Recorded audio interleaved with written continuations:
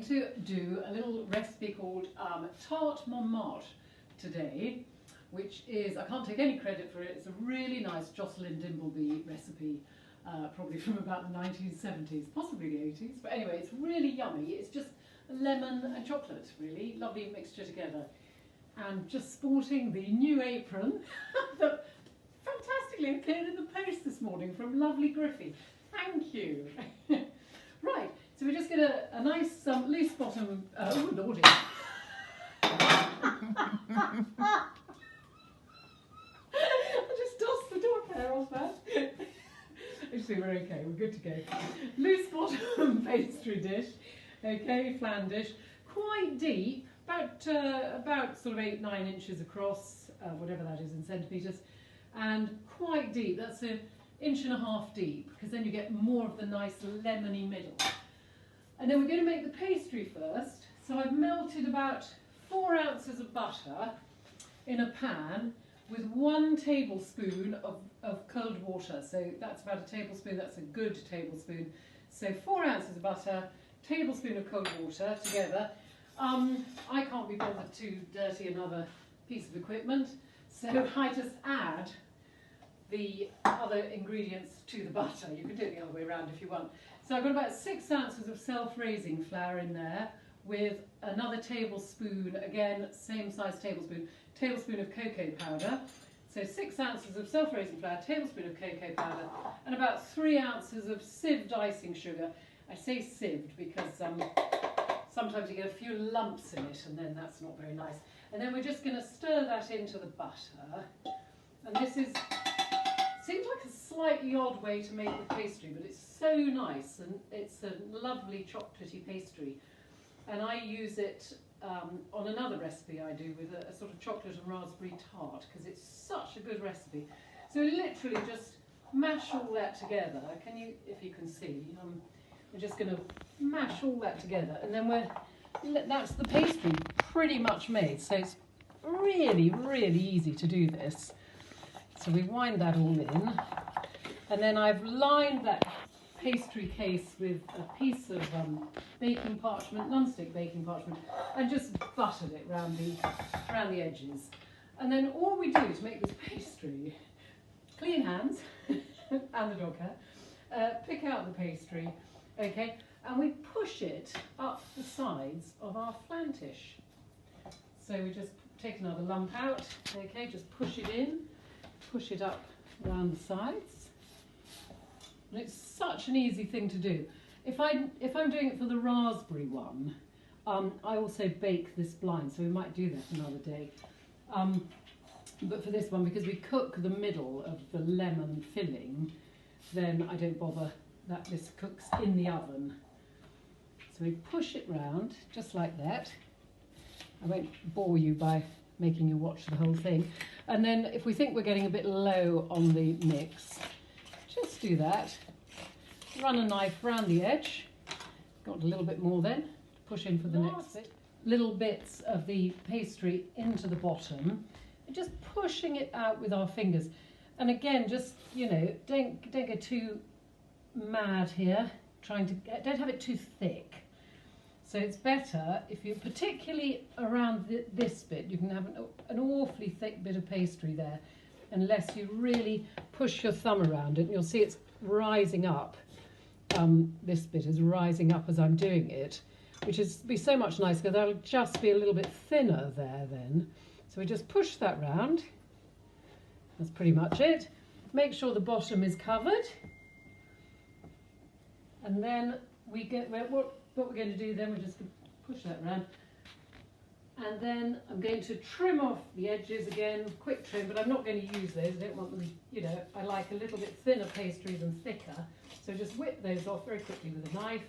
And then that's going to go into the fridge and chill for half an hour, which is brilliant because it means we can make the next bit whilst that's chilling. So I'm just going to prep up here, separating the eggs. So when you make the filling, you have to separate the eggs. Whites, I put whites in one, egg yolks in another.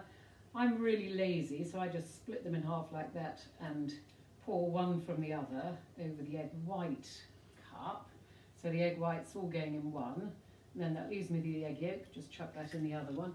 You can do it, actually, oh, I haven't got an egg cup to hand, but if you wanted to, you could crack your egg and put it on a plate and then cover the egg yolk with an egg cup and just pour the white off. And then you can separate them that way if you'd rather, because that's quite an easy way to do it and doesn't usually have any mistakes, because whatever happens, excuse me, if you get the any egg yolk in with the egg white won't be lovely and peaky and fluffy and gorgeous. So anyway, so that's that little bit done. Okie dokie. Okay, yeah, so we've got our 3 egg yolks, so they're going into my whisk in my fabulously glorious cupboard. And then adding to that, I've got a couple of tablespoons or a couple of ounces of caster sugar. That's going in with that. And then won't subject you to the beating forever. But anyway, that's going to beat now until it's lovely and pale and creamy. There we go. Okay, Bridget, yeah, Helen, okay. Okay, I'll turn that off so you don't have to listen to it. Okay, that's all ready and creamy and lovely. Just have a quick look at what that looks like. Oh, I can't lift that, but anyway, pretty much like that. So it's lovely and creamy. And then the next thing we're going to whip into it is the lemon juice. So I've got two and a half lemons actually. In fact, I think the recipe says 2 lemons, but I like things really lemony, so I put an extra one in. So we've got juice of 2.5 lemons, and then the rind of a grated, but I'll come to that later, but finely grated rind of 1.5 lemons. For this, again, it's going to be really noisy, but we add the lemon juice gradually. So I'm going to put the beater back on, and then we'll turn off the video. So I'm just going to pop the beater back on, and just add this in really gradually while it's beating. I've added the lemon juice, and then we need 4 tablespoons. Again, I'm using my trusty old tablespoon. 4 tablespoons of double cream. And again, we leave the mixer on while we're doing it, so we just turn that on like so, and we're just going to pour in 4 of these. 1, 2, 3, 4. And I always add a little bit more just in case. Okay, so I've got 1 ounce of cornflour here, or in fact arrowroot, because in fact I'd run out of cornflour. And my daughter told me I could use arrowroot instead. I wouldn't like to tell you what the sell-by date was, but anyway. So we're going to add that.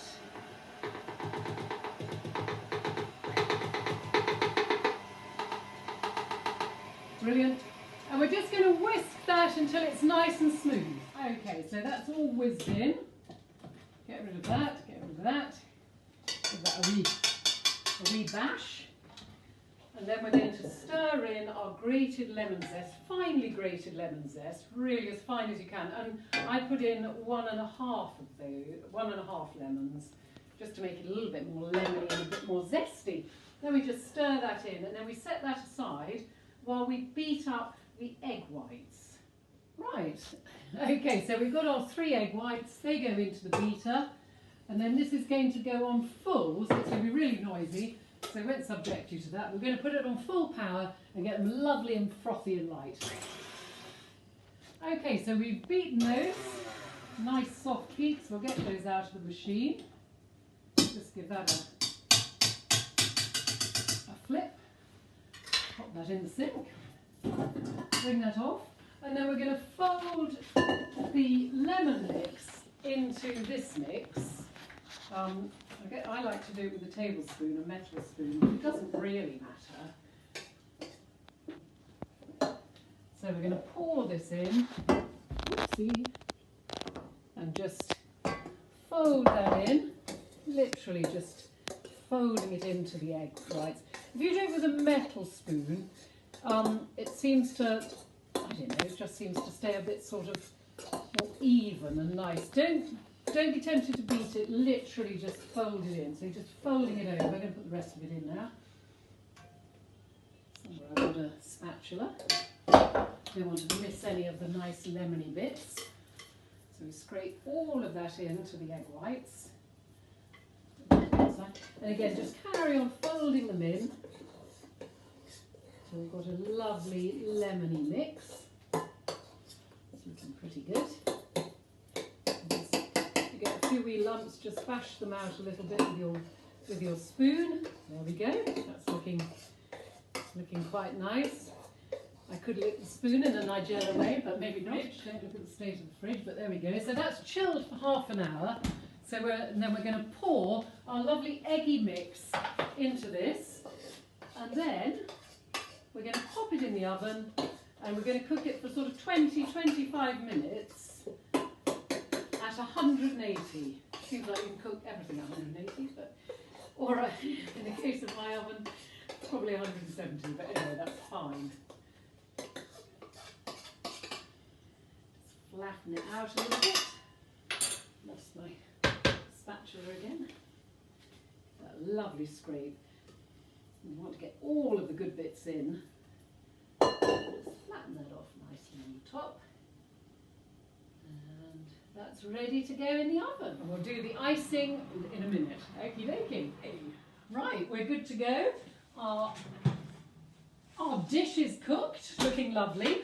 Just a nice golden brown colour, set, done, perfect. I'm just going to put that to one side for a moment, and then while it's cooling back a little bit, what we're going to do then is we're going to make the chocolate icing, which is the lovely bit. So in the pan, I've got about 30 mils or a tablespoon and a half of water, and to add to that, I'm going to add 3.5 ounces of dark chocolate and 4 teaspoons of caster sugar, and that's all going to go in the pan. And then we're just going to melt that all together over a low heat. We're really on to the easy bit now.